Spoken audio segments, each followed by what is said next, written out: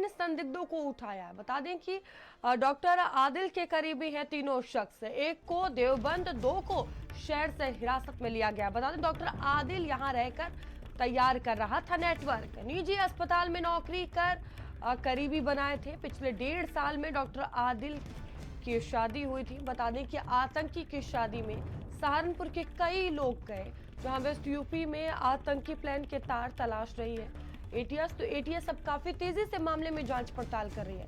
निजी अस्पताल में नौकरी कर करीबी बनाए थे और देखिए पूरा नेटवर्क बनाने का जो काम है वो आदिल द्वारा किया जा रहा था। एटीएस काफी तेजी से मामले में जांच पड़ताल कर रही है।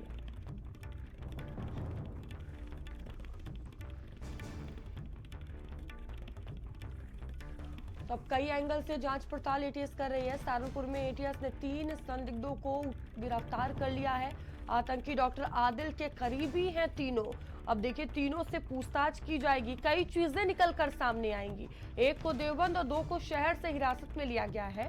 डॉक्टर आदिल यहां रहकर पूरा नेटवर्क तैयार कर रहा था, प्लानिंग पूरी की जा रही थी। निजी अस्पताल में नौकरी कर इसने करीबी बनाए थे और पिछले 1.5 साल में डॉक्टर आदिल की शादी भी हुई थी, ये जानकारी सामने आ रही है। आतंकी की शादी में सहारनपुर के कई लोग पहुंचे थे। तो वेस्ट यूपी में आतंकी प्लान के तार एटीएस जो है वो काफी तेजी से अब तलाश रही है। 3 लोगों को एटीएस ने गिरफ्तार किया है, इनसे पूछताछ की जाएगी और कई चीजें निकलकर देखिए सामने आएंगी।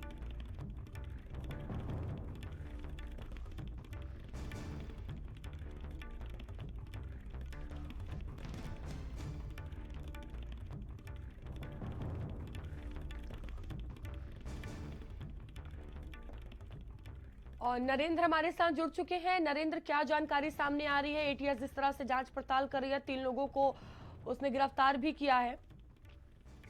देखिए 7 नवंबर को यहाँ पर छापेमारी की गई थी और उसमें जो जम्मू कश्मीर की पुलिस है वो भी शामिल थी और यहाँ से डॉक्टर आदिल को गिरफ्तार किया गया था।